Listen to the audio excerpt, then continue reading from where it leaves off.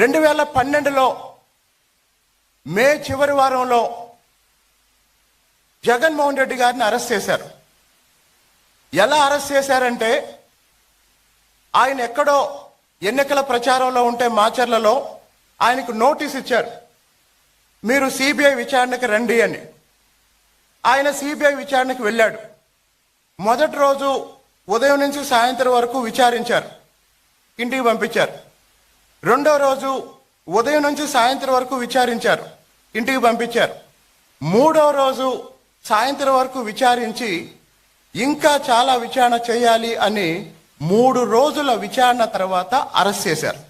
ప్రజాస్వామ్యం వర్ధిల్లాలి. 1947 ఆగస్టు 14వ తేదీ అర్ధరాత్రి మనకి స్వాతంత్రం వచ్చేంత వరకు ప్రజాస్వామ్యం అంటే మనకు తెలియదు.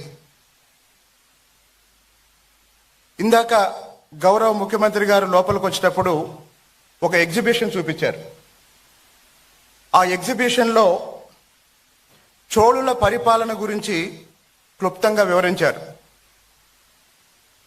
దాదాపు 1000 సంవత్సరాల క్రితం దక్షిణ భారతదేశంలో చోళ సామ్రాజ్యంలో గ్రామంలో ఒక గ్రామ సభ ఏర్పాటు చేసి ఆ గ్రామంలో ఉన్న ప్రజలందరూ ఒక నాయకుడిని ఎన్నుకునేవారు. అదే గ్రామ సభలో ఆ గ్రామం యొక్క సమస్యలేంటి, ఆ గ్రామం యొక్క అవసరాలేంటి, వాటి పరిష్కారానికి ఏం చేయాలి అని ఆ గ్రామ సభలో చర్చించారు 1000 సంవత్సరాల క్రితం. దక్షిణ భారతదేశంలో మీరు ఏ గుడికైనా వెళ్ళండి, మండపం ఉంటుంది. ఆ మండపంలో ఆ గ్రామ సభ సమావేశాలు జరిగేవి. అక్కడే సర్పంచ్ని ఎన్నుకునేవాళ్ళు, అక్కడే వార్డు సభ్యుల్ని ఎన్నుకునేవాళ్ళు.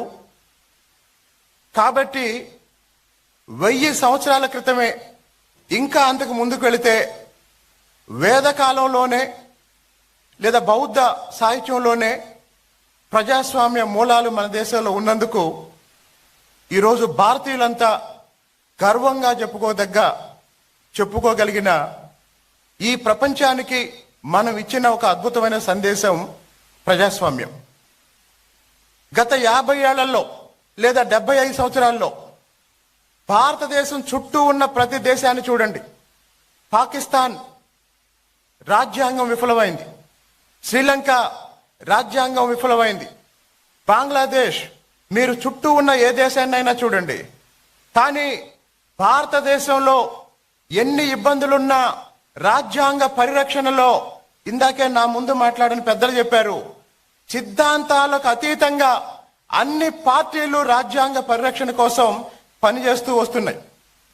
మరి ఈరోజు ఎందుకు రాజ్యాంగాన్ని హత్య చేసిన రోజు మనం జరుపుకోవాల్సి వస్తుంది?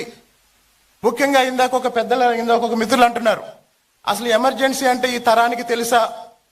ఇక్కడ ఉన్న వాళ్ళల్లో సమరం గారు లాంటి పెద్దలకి, చంద్రబాబు నాయుడు గారు లాంటి పెద్దలకి ఎమర్జెన్సీ వల్ల ఏర్పడ్డ రాజకీయ పరిస్థితులు కొంత చూసుంటారు. కానీ నేను 2 నిమిషాల్లో చెప్తాను.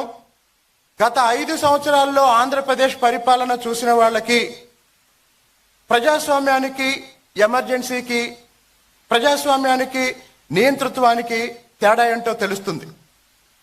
2012లో మే చివరి వారంలో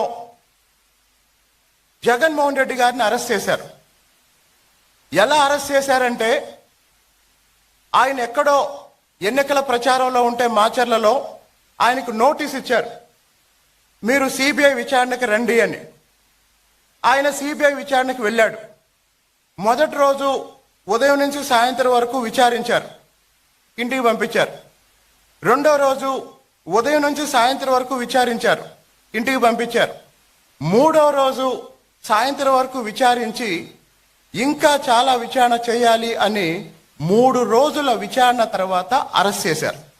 అది ప్రజాస్వామ్యం. కానీ దాదాపు 1.5 సంవత్సరాల క్రితం అర్ధరాత్రి నంద్యాలలో చంద్రబాబు నాయుడు గారిని అరెస్ట్ చేసిన విధానం ఏదైతే ఉందో అది నియంతృత్వం. అర్ధరాత్రి నోటీసు లేదు, అప్పటికప్పుడు బస్సులో ఉన్న నాయకుడిని అరెస్ట్ చేసి తీసుకువెళ్లారు. అలాగే అమరావతి రాజధానిగా ఉండాలని శాసన మండలి మద్దతిస్తే మరుసటి రోజు శాసన మండలి రద్దు కోసం అసెంబ్లీలో తీర్మానం పెట్టారు. అది నియంతృత్వం. ఒక డాక్టర్ మాస్క్ అడిగితే చేతులు విరిసి వెనక కట్టి నడి రోడ్డు మీద చిత్రహింసలు పెట్టారు. అది నియంతృత్వం. అంటే ఒక వ్యక్తి అహంకారం, ఒక వ్యక్తి అప్రజాస్వామిక ధోరణి, ఒక వ్యక్తి అజ్ఞానం నియంతృత్వానికి పరాకాష్ఠగా 5 సంవత్సరాలు మనం చూసాం. మరి ఇప్పుడు సంవత్సర కాలంగా కూటమి ప్రభుత్వం పరిపాలన సాగిస్తుంది. ఎంత భావ ప్రకటన స్వేచ్ఛ ప్రజలు అనుభవిస్తున్నారు, నాయకులు అనుభవిస్తున్నారు అంటే ప్రతిపక్ష హోదా కూడా లేని మాజీ ముఖ్యమంత్రి గారు మొన్న తెనాలి సంఘటన తర్వాత గౌరవ ముఖ్యమంత్రి గారిని ఉద్దేశించి మాట్లాడుతూ ముఖ్యమంత్రి గారిని కూడా కొట్టొచ్చా అలా అని అడిగారు. నాకన్నా ముందు మాట్లాడిన పెద్దవాళ్ళు చెప్పారు, చంద్రబాబు నాయుడు గారు గరళ కంఠుడు అని. ఇంతకన్నా సాక్ష్యం ఇంకేం అవసరం లేదు. కాబట్టి ఈ ప్రపంచానికి భారతదేశాన్ని ఆధ్యాత్మిక గురువు అని చెప్పుకుంటాం. మోడీ గారు ప్రపంచానికి 11 సంవత్సరాల నుంచి భారతీయ విశిష్టత ఏంటో ప్రపంచానికి చూపిస్తున్నారు. నిజంగానే ప్రజాస్వామ్య పరిరక్షణలో ప్రపంచంలో అతిపెద్ద రాజ్యాంగం మన రాజ్యాంగం. ఇందాక నేను చెప్పినట్టు చాలా దేశాల్లో ప్రజాస్వామ్య ప్రభుత్వాలు ఏర్పడ్డాయి, కానీ తర్వాత నియంతలు వచ్చారు, రాజ్యాంగాన్ని పక్కన పెట్టారు, వాళ్ళ ఇష్టం వచ్చినట్టు పరిపాలిస్తున్నారు.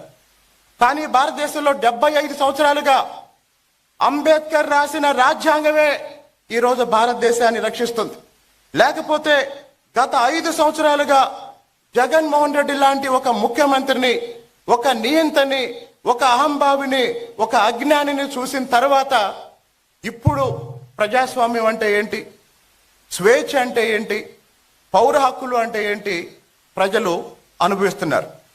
ఆఖరిగా ఒక ఉదాహరణ చెప్పి ముగిస్తాను.